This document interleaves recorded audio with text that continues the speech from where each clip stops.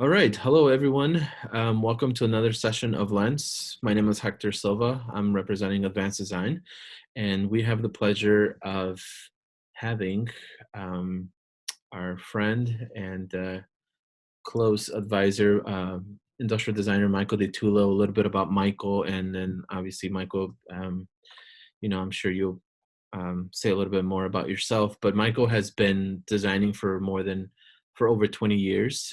He's been designing iconic products and brand experiences for some of the best brands in the world, and that includes Nike, Google, Motorola, Honda, and Hasbro.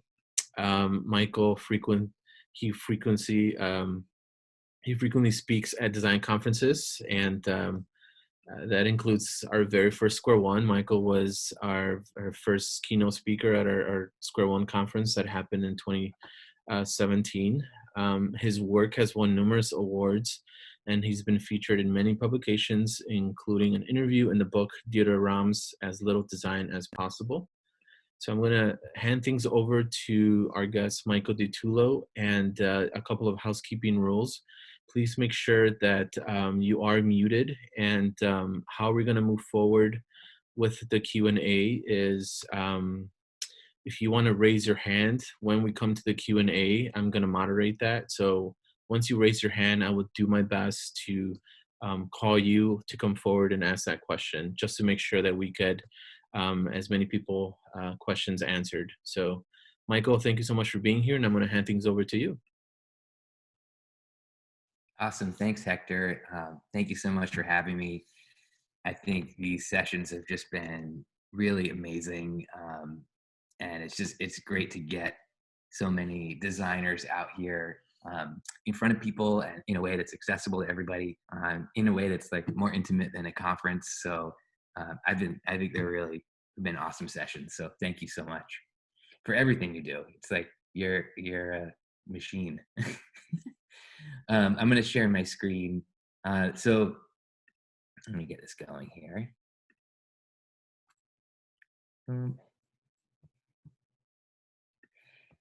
So when Hector asked me to do this, I was like, it's kind of a weird thing, but I'm a huge nerd. I mean, that's pretty obvious. I really love design and the history of design. I've always been kind of a student of the history of design, and I've been kind of slowly developing this deck over the years, probably going back 5 or 6 years ago when I had to kind of explain to the board of directors of the company I was working with what we do. So, and I've been slowly kind of adding to this presentation over time. And so when Hector asked me if I would do one of these lens sessions, I was like, can I give basically a design history lecture? And so basically what we're going to do is stuff like a semester long course into 40 slides here, and go through a little bit of the history of design and innovation and its relationship with business, pretty much starting from like World War II to today. So I'm hoping that what you'll get out of this is a little bit of the context for what we do. I'm a big believer in to be able to predict the future, you need to understand the path. And there's definitely a story arc to our profession. And what we're doing is just one moment in time on that story arc.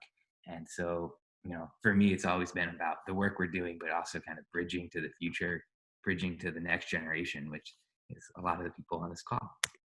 So we're going to talk a little bit on about me, just so you guys have some context. I mean, I always think it's important to understand who a speaker is so that you understand whether you should believe them or not. A little bit of history, a little bit about what a designer is, a little bit about successful design companies using design, and some of my philosophies on that. And then we'll do some Q&A. We'll try to stuff it all in. I'm going to be going really quick, so hopefully it will be digestible. So a little bit about me. I've been lucky enough to have a really just a fortunate career, I guess. I started off at the Rhode Island School of Design in the 90s, did a semester at Cleveland Institute of Art, as well as Domus Academy in Milan, and then went to a small consultancy called Evo Design in Connecticut, where we were working with Nike, Burton, Bose, a bunch of big companies.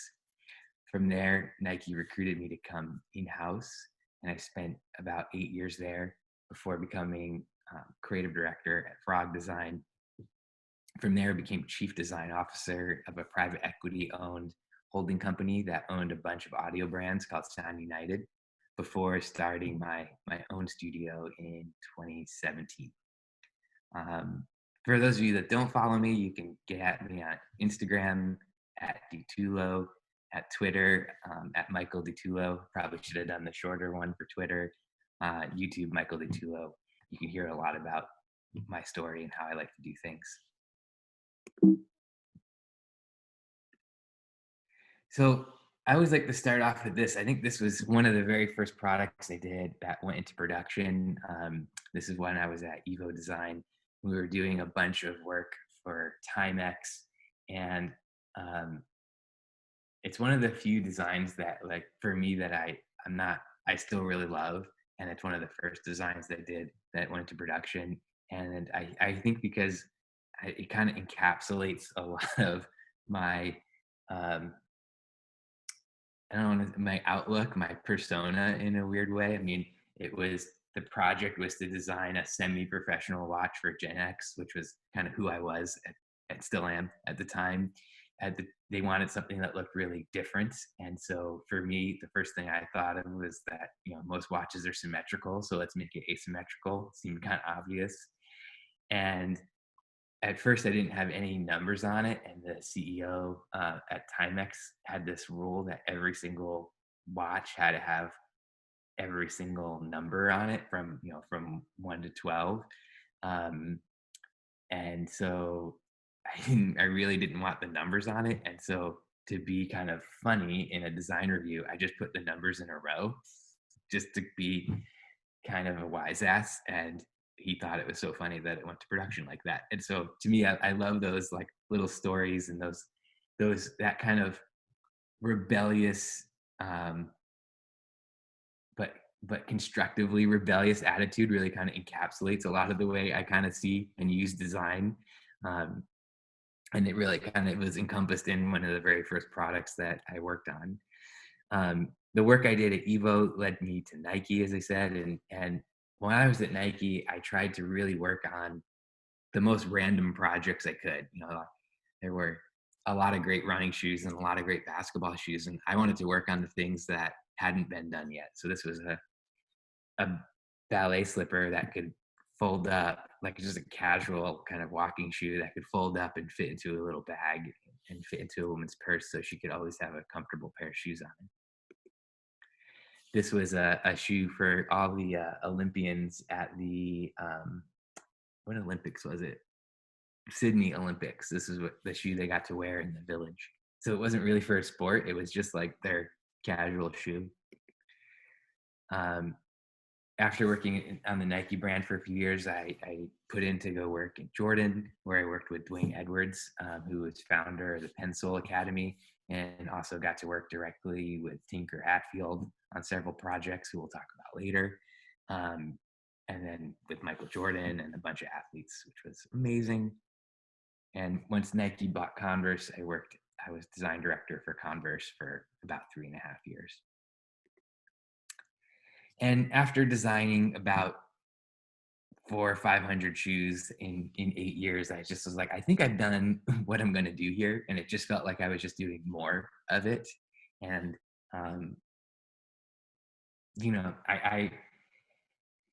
I remember my boss came to me at one point and was like, "Hey, Michael, I just wanted to say you're doing a great job." And I remember saying, "Really?" Because I like surf the internet like 3 days a week. I'm like, I need more. And he was like, "I don't want to know what you're doing. Whatever you're doing, keep doing it." And I realized, like, I think I need to go learn more. I wasn't ready to just teach. I could have just embraced teaching internally, I suppose, but I need to go do something different. And at that time, Frog Design recruited me to be creative director of their San Francisco studio, where I got to work with Google and Intel, Motorola, and a bunch of other companies. I thought I was going to learn these, like, deep secrets of design, and I did have a great time. I worked with a lot of great people, a lot of great companies. I designed a lot of mobile phones, like a lot of mobile phones, more mobile phones, sometimes things that weren't mobile phones but looked a lot like mobile phones. And I realized that maybe this wasn't what I was looking for either. Like it just started to feel like maybe I got it figured out a little bit too quickly. I mean, I got to work directly on some things with Hartmut Esslinger, who was the founder of Frog, which was amazing. Got to work on some great brands like Braun. Um, but one of our clients was this company, Sound United, that owned 5 or 6 different brands. And their products were not very well designed, but they had great retail strategy. They had all the operations figured out. And so when they asked me to come in-house as chief design officer, I jumped at the opportunity to build a design team from scratch. I went from one designer to a team of about 25, 30 people, including product line managers, motion graphics, like every discipline in a few years, and really got to kind of define those brands and build a philosophy for each of their brands. Um, in a my goal here was to really, all these products are speakers, but to really help tell people how these things sound before they even turn them on. And as chief design officer, was in charge of not only the product but also the marketing creative, so helping them rebuild out their website, and what is their kind of go-to-market strategy and communication strategy. And from there, after 5 years as chief design officer, almost to the day, I was like, I think it's time. It's been 20 years, time to start my own thing. And it's been 3 years, and it's been an amazing journey. I worked on so many projects, from Chinese car companies to transformers to um, braces for people with diabetes. Like, it's just been a great journey. So, okay, that's a little bit about me. Let's talk about the history of design. So the first thing I want to do is ask you guys a little bit of a question, and you can't answer, so you just have to like try to answer it in your mind. Um, my question is, what do these 3 designs have in common? The first is the design of Air Force One. The second is this packaging design for Lucky Strike cigarettes. The third is the Coca-Cola bottle. Okay, so keep your guesses in your mind. If you guess that they were all designed by the same person, Raymond Loewy, then you are correct. Raymond Loewy really is one of the first designers that I learned about in design history class in school that I really looked up to. Um, and one of the things I really looked up to him about is that he really believes that a good designer can work on anything. And interestingly enough, so Raymond Loewy, he's French. He was a catalog illustrator, and essentially, his career started before industrial design was a profession. Um, and so companies would come to him with a new product, and he'd have to draw the illustration for it for advertising and catalogs. And then eventually they'd say, "Oh, Ray, like it's not completely done, but here's kind of what it kind of looks like. Could you fill in the gaps?" And then he'd design that or draw that. And eventually they would come to him and be like, "We don't even know what we're going to make yet, but it's going to be a new toaster. Like, could you draw it from your imagination?" And so that was kind of leading up to World War II, and basically kind of, in a way, was one of the founders of our profession, and quickly became what I would call a boss. I mean, like, you're a boss if you're standing on a train that you designed. I think like that's a pretty good indication that you're doing pretty well in design. And really, he worked across all scales and all product types, and he always had a philosophy, a reason behind every decision he made. One of the things I think that was really interesting about Air Force One is that you notice that it doesn't use the colors of the United States. It's not the blue that's in the flag. It doesn't use the red. Um, it actually is more of a French color scheme, and he designed this in conjunction with with JFK, with John F. Kennedy, who was president at the time. And he would bring in all these, obviously they were using a Boeing. So he'd bring in this outline of a Boeing and all these colored pieces of paper and swatches. And they would cut up pieces of paper and overlay them over the cutout of the Boeing. And Raymond Loewy really pushed JFK to this color scheme because JFK talked about how, the United States doesn't have royalty, right? It doesn't have a king. But when the president lands in a foreign country, that's kind of our equivalent. So Raymond Loewy pushed these kind of traditional colors that were used in French royalty to be used on Air Force One. And he always had just an interesting insight, so it's Lucky Strike packaging from the 1950s. People littered a lot more there, a lot more at that time. And his insight when Lucky Strike asked him to design this logo and packaging was, he saw a cigarette package just kind of like thrown into the gutter by the curb of a road, and it was upside down, so you couldn't see the logo. And his insight was to make the back the same as the front. So no matter what side the packaging was facing up, on a table, on the ground, in the trash, the logo was always front and center. And, classically the Coke bottle supposedly imitated the proportions of some actress at the time. I don't think it's really listed the proportions of a human, but he also said it was also designed so that when you held it, it just felt better in your hand. In comparison to all the other bottles at the time, which were just cylinders, this was a huge point of differentiation. And he was really one of the first designers to use symbolism in his work, to move beyond just making the product good or functional. This is the example of the Studebaker Commander. So this was the first car that was a new car right after World War II. And so his thought behind this was Studebaker was one of his clients, and he had convinced them while World War II was still going on to do research and development and to buy a huge design program so that they would have the first new car after the war.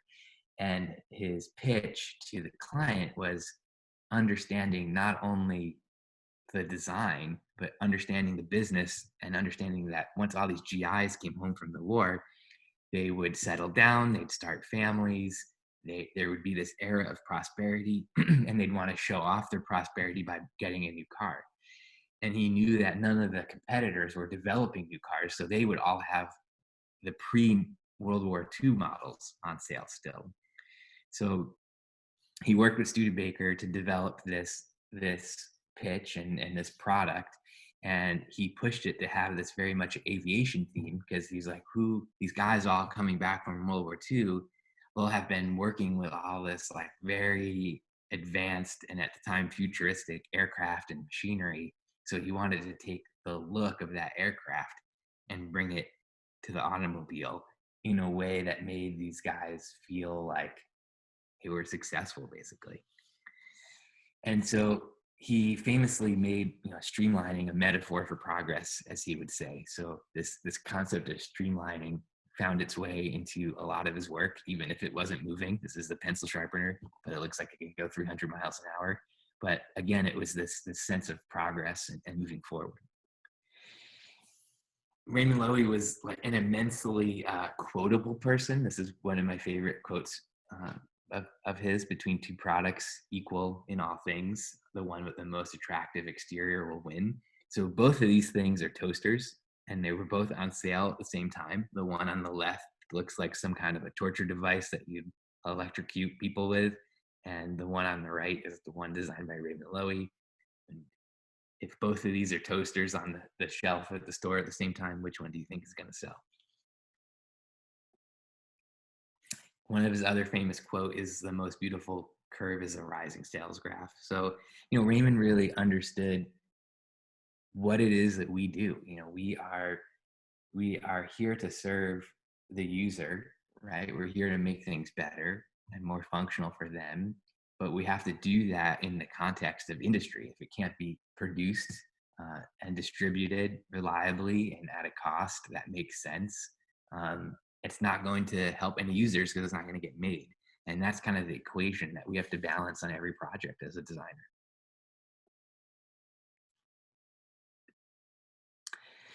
And, I think you know, it's easy to forget how famous industrial designers were at some point. I feel like a lot of people think design history starts with Dieter Rams, and they think of people like Jonathan Ive, but Raymond Loewy is on the cover of Time magazine decades before,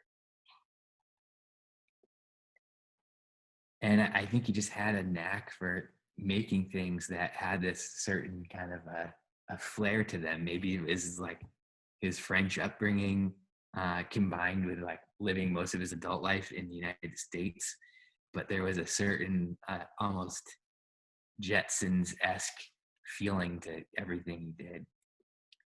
And one of my favorite sayings of his is he boiled his design philosophy down to these four letters, Maya, and Maya was an acronym for the most advanced yet acceptable.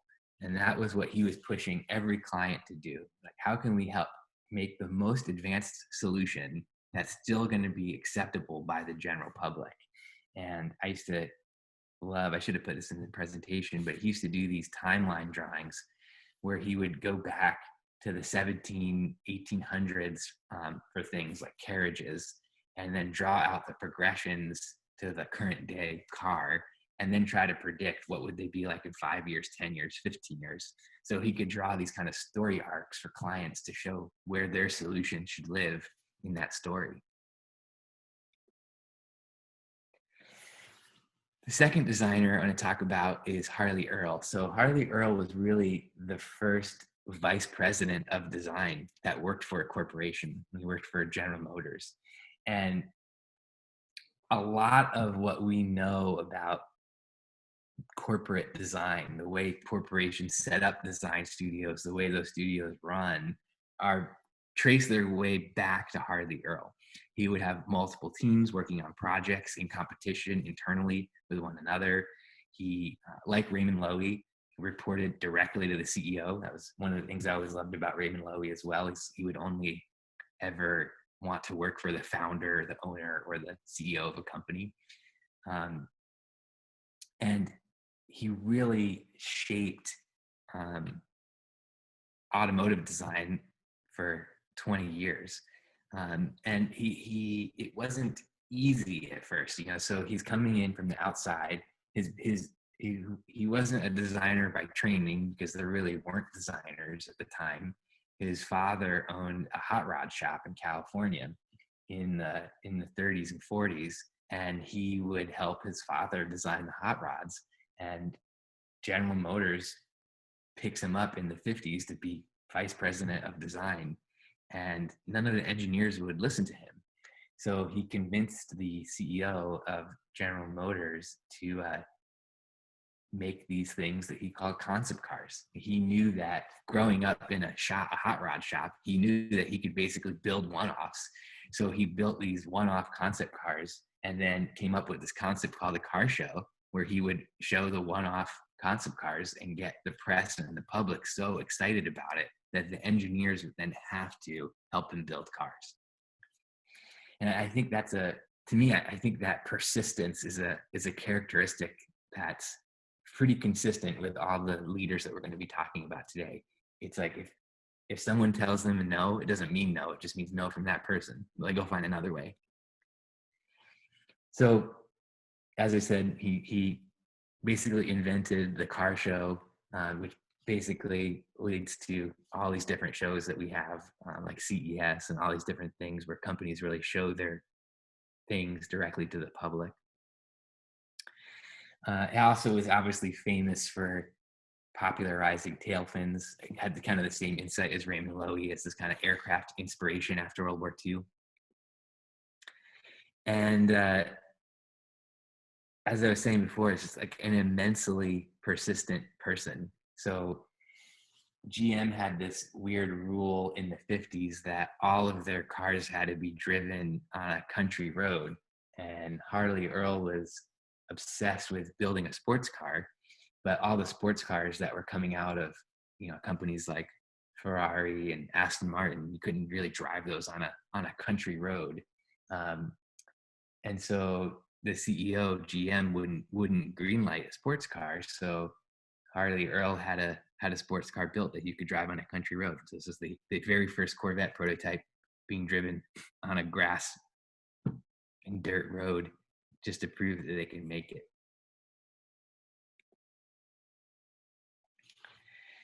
The third designer I want to talk about is, to me, kind of an unsung hero in design. His name's Elliot Noyes. He unfortunately passed away quite young. I think had he lived, he would have become an iconic name that everyone would know.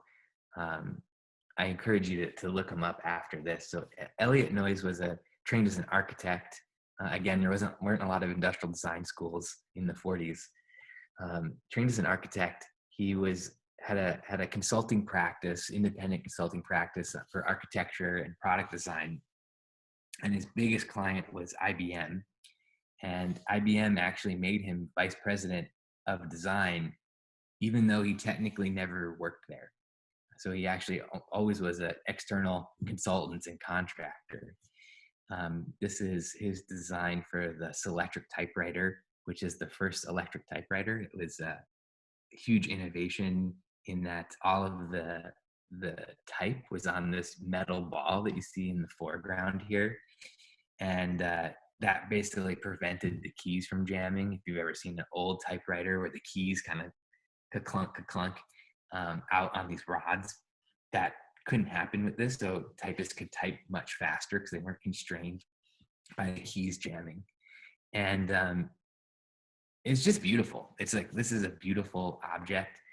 Elliot Noyes was like friends with a lot of the basically rock stars at the time. He was like personal friends with Eero Saarinen and Isamu Noguchi and the sculptor Isamu Noguchi. You could see the influence of Noguchi in the design for this typewriter. So he's really like almost building this piece of art for the desktop.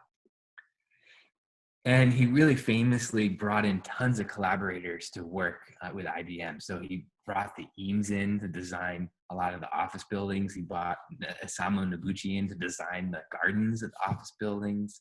And he really was this, I think, amazing collaborator, a great designer in his own right, but one of those designers who's like a joyous collaborator and loves bringing other people in and allowing them to shine. And I think that's a really important characteristic of design leaders. So, Elliot Noyes was operating up into the 60s, and then I wanted to start here in 1969 with Hartmut Esslinger, who founded Frog Design. Hartmut is also a very rebellious personality. He famously only ever went on one job interview in his life. It was with Dieter Rams, and Dieter Rams told him that he was terrible and that he was, I think actually Hartmut told me this story. He said the word that Dieter used was, "You're unemployable." And so he said, well, if I was unemployable, I figured I'd start my own company. So he started Frog Design in his parents' garage. He couldn't get a job. And it was him and two friends literally just working out of his parents' garage and doing this amazing work. So they were working with this German electronics company called Vega, doing all these crazy TVs and stereo systems and just stuff that was like a little bit more out there, very space age. This is a really famous Vega stereo system. So that panel on the left is actually, if you look into the window, you can actually see it's a turntable. And then there's a tape deck, which was a new technology for the time. And it doesn't look like a stereo system. It looks like something from the control center from the spaceship from 2001: A Space Odyssey. Vega was bought out by a Japanese company, Sony. So Hartmut and the team at Frog began working with Sony on something called the Walkman, and just really kind of totally changing the landscape and creating a category of personal audio. And this is one of the very first prototypes. This was in a production, but even take a look at the controls in the upper right, like all those different textures that were actually the different buttons to do the transport controls. Really, really interesting. Very playful, even though it's super simple. And famously, a man by the name of Steve Jobs saw a lot of this work for Sony and called up Hartmut, and they inked the first multi-million-dollar design contract. Supposedly the first multi-million-dollar. And it's very much kind of rumored to be, I think it was a $2 million a year retainer in 1981. So this was an incredibly huge project, and Steve starts flying back and forth to Germany to work with Hartmut, and he's like, I'm tired of flying back and forth to Germany. Why don't you open up an office in Silicon Valley? And Hartmut says, I'd be happy to, Steve, as long as you pay for it. So they opened up an office in Silicon Valley, and they proceed to start making just prototype after prototype of things that would take decades to come out. So this is from like 1982, this tablet / phone product. And like none of the technologies existed to make this a reality, but Hartmut and Steve just could see that far into the future. And you can really see, I mean, there's still a lot of kind of like Ramseyan restraint to the form language on this stuff, but it's very playful. I mean, look at this like modular tablet concept on the far right, where you can see this kind of LCD screen and keyboard that's all kind of held together by this pink framework with a massive disk drive on the top, which was probably small for the time. In the bottom left, you could see a watch / phone concept, and then a flip phone concept. Again, this is like decades before flip phones would become a reality, and before Apple would ever have a phone. And this is, Hartmut always liked to show this. This is the first iPad concept from 1983. And when Steve was booted out of Apple in '83, I think it was, and he started his next company, Next, he took Hartmut with him. So they canceled the Apple contract, and Frog ended up designing all the hardware for Next. Of course, Next ended up getting acquired by Apple, as things happen in Silicon Valley. And one of the things I love about Hartmut is he always said, kind of a riff off of the Ramseyan form follows function. He always said form follows emotion. And again, there's always this playfulness to his work. He was very kind of, it's almost like he's almost winking at you through his work. And I always love that. And this is the first Disney cruise line that they worked on. And I mean, you could just see the playfulness, even in, this is a piece of Frog advertising. So they used to have the back cover. There used to be a magazine called ID Magazine, and Frog had the back cover of ID Magazine for probably 15, 20 years every month. And they would always find a playful spin on showing off a product they worked on. So at the time, Sony had developed this technology called Trinitron that was flat. It wasn't curved in two directions like most TVs, which was a new thing at the time. And I don't know, Hartmut just saw it as a soccer field. And he was always pushing boundaries, always finding ways. So Hartmut loved cars and motorcycles like a lot of designers, and always wanted to design a motorcycle. He had been reading about how this particular Yamaha 750 was a very well liked motorcycle, but not very safe. So he took it upon himself to basically design this prototype, and couldn't get Yamaha interested in it initially, but got it into a bunch of magazines. And then Yamaha asked to borrow it. It was in Yamaha headquarters lobby for a few years. it made tons of news in the press, so much so that Honda basically copied it and made their own large displacement motorcycle that looked almost exactly like it.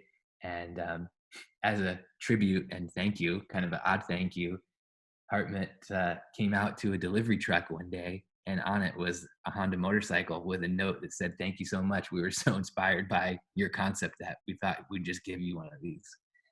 Um, this prototype actually sat in the Frog studio for a few decades after it came back from Japan, and I got to work with Hartmut on getting it donated to the permanent collection at SF MoMA, which was really cool to be a part of that. And I think just it's important to document these designs, right? It was just languishing in the in the studio. People would sit on it, they'd put their like drinks on it, and yeah, now it's in the permanent collection at the museum. So I think we've gone far enough without talking about this guy, Dieter Rams, and this guy, Johnny Ive. And they've become so intertwined in so many ways that I thought it'd be good to talk about them together. And I think people always think about Braun's work, their products. They think about Dieter's 10 Commandments, which may be a little bit of a snooty way to put your design philosophy, but there's some good ones in there. But they forget about how intertwined he was with the business. So um, Braun was a family business at the time. It was run by the second generation when he started, two brothers, the Braun brothers, and they hired Dieter, who was the first designer. And Dieter was there for his whole career, up until the point where in the 1980s, early 90s, he was actually on the board of directors for the whole company. So people talk about design leadership and CDOs like it's a new thing, but in this talk, how many designers that we talked about who were VPs like Harley Earl and Elliot Noyes in the 1950s, and here we have Dieter Rams on the board of directors in the 1980s. So it's important to realize that this whole concept of design leadership isn't a new thing. We're not finally getting our seat at the table. We've had one the whole time. It's just sometimes we forget. So, obviously this will be nothing shocking here, but I think again, important to show these things side by side, decades and decades apart, but still relevant. I always think it's very I always have a very mixed emotions when I see these things because I love the Apple products, but as a designer, we also have to ask ourselves when does homage become imitation, become plagiarism? It's like, where do we walk those lines? I think it's something that we have to always be thinking about. And then I also always come back to this line from Paul Rand: don't try to be original, just try to be good. And I don't know, maybe that's the right thing. I definitely tend to go more in that Raymond Loewy kind of a camp, most advanced yet acceptable. But I guess if the choice is between bad design or just being good, I'd rather be good than totally bad. So I don't know. I don't have an answer for it, but just positing there. Maybe we can talk about it in the Q&A a little bit more. Okay, now I want to talk about this guy. So fast forwarding a little bit into the 80s, Tinker Hatfield, another architect and track athlete who gets a job at Nike right out of school designing retail displays. And but loved shoes, loved running, loved basketball, and had some ideas. And he was visiting the Pompidou Center in Paris, France, and Pompidou Center is famous because everything that's traditionally hidden in a building on the inside is on the outside of this building. So what you can see here are all the electrical HVAC lines, the wastewater lines, the clean water lines. You can literally see every system in the building on the outside of it. And so at the time, Nike had just started selling sneakers that had air capsules in them, but they were inside the shoe. They were molded inside. You couldn't see them. And so they cost more money, and they weren't selling because people couldn't, like why does this shoe cost more? They couldn't see anything. It said air on the side, but what does that mean? And so Tinker had the very simple idea to just literally cut a window out in the side of the foam so you could see the air bubble. And I love it because it's such a simple idea. I think not all amazing ideas come from like years and years of like user research and ethnography. Sometimes you just see a building and you're like, oh, that stuff's on the outside. Maybe we should put the air thing on the outside. And it very much reminds me of basically how Nike still does things. It's very much an intuitive process, and it's all about kind of like improvements and making those improvements visible. So that was the first shoe he ever designed. This is the second shoe he ever designed, the Air Jordan 3. So the head of design at the time had designed the Air Jordans 1 and 2, and he had Tinker told me this story. He did, unbeknownst to him, this head of design had this plan to leave Nike and start his own company, and he was trying to convince Michael Jordan to come with him to leave Nike. And so one of the things he did to ensure his success was before he quit, he assigned the Air Jordan 3 to Tinker because he was like, oh, this guy's only ever designed one shoe. He'll do a terrible job, and that will help me convince Michael Jordan to leave Nike. So Tinker didn't know anything about working with an athlete. That wasn't really a thing at the time, but he very much approached it like an architect. So he went and met with Michael. He brought a bunch of swatches with him, and he told me he thought about it like the way an architect would design a house or someone. Like, oh, how many closets would you like, and what would you like this room to be like, and what would you like the outside color to be? And so he spent a couple days with Michael, got all this insight, and then came back and started working on the shoe. So they flew down to, I think Michael was in LA for some reason. They flew down to LA to meet Michael at a golf course. Michael loved golf. Um, and they were waiting for him in the club room, and Tinker and Phil Knight, founder of Nike, and Tinker had the prototype for the shoe, and Michael's dad was there, but Michael was nowhere to be found. An hour goes by, Michael's still not there. 2 hours goes by, Michael's still not there. What Tinker didn't know, but Phil did know, was that Michael was playing golf with that other design director who was trying to convince him to leave Nike. And Phil Knight is sweating bullets, and Tinker's just waiting around.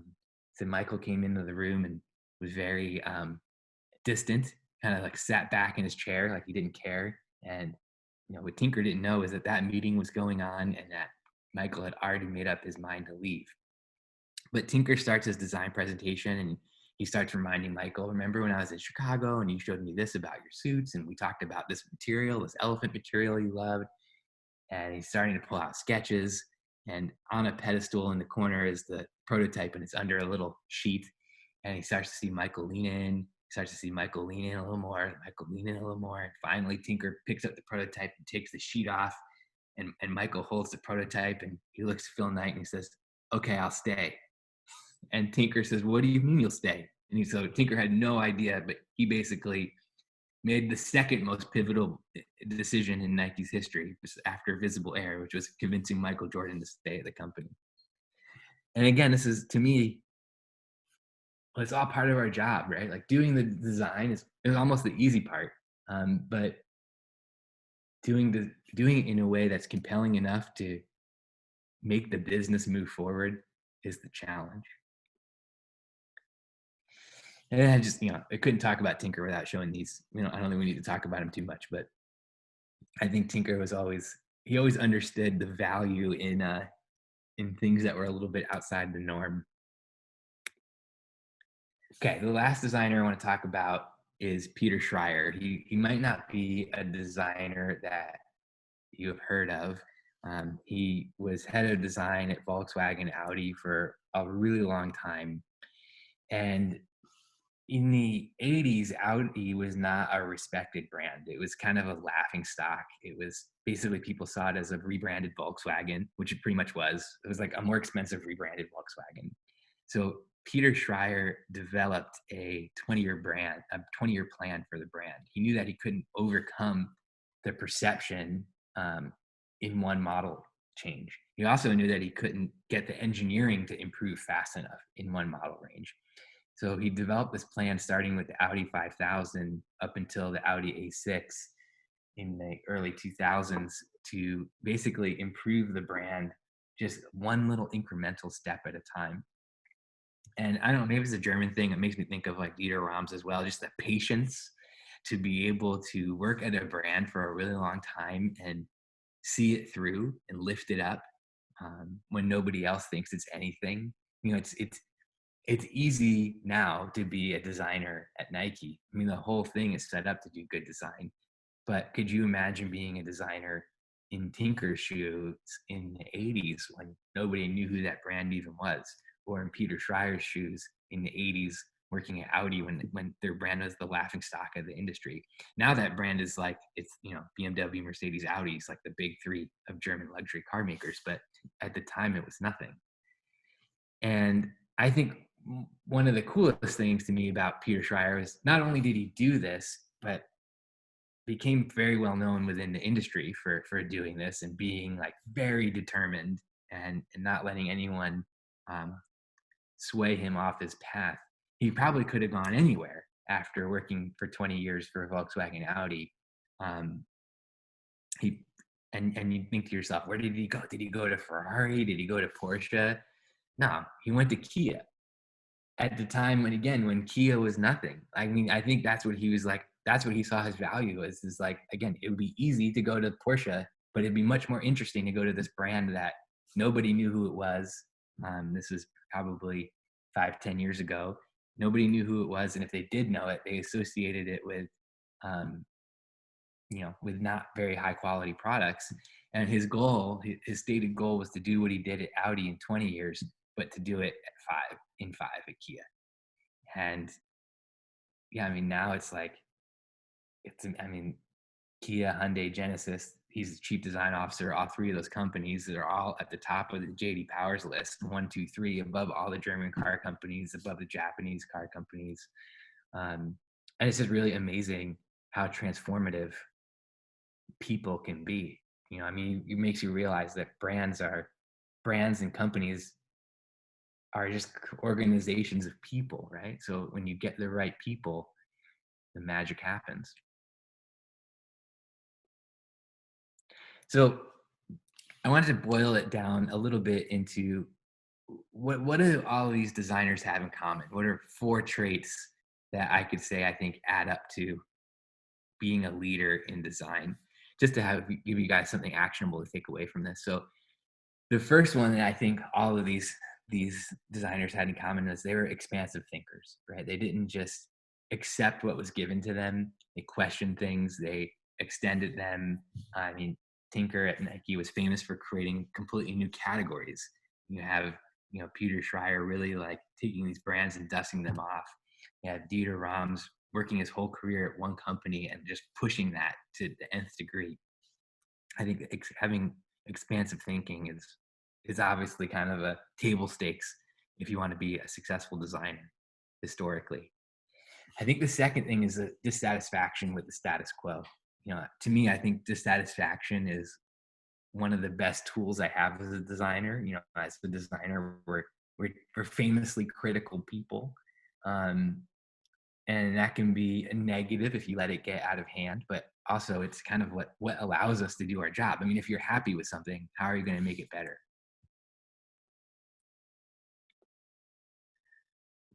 The third thing I think all of these designers had in common is they have a teacher's disposition.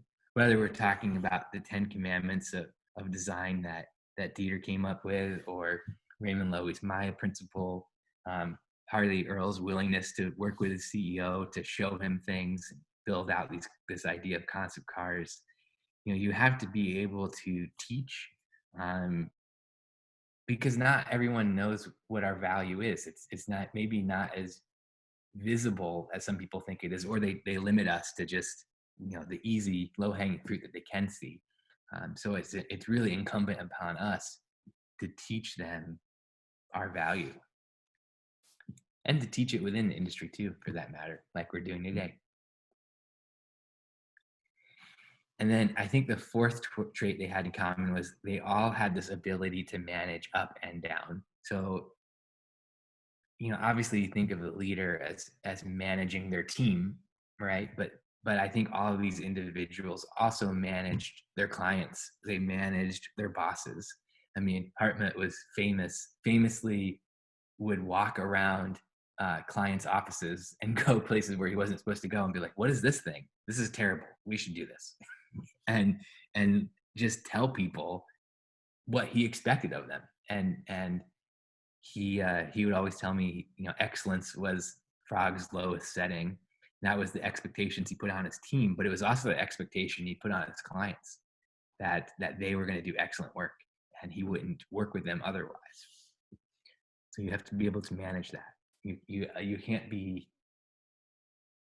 it's a hard thing to say right now with everything that's going on, but it can be easy to become the victim of circumstances, and it's an amazing skill if you have the ability to take those circumstances, which sometimes are unfortunate, and try to make something out of them, which is, I think, what managing up is about to me. So those are the four traits I think that came out of that little history lesson: so expansive thinking, dissatisfaction with the status quo, a teacher's disposition, and managing up as well as down.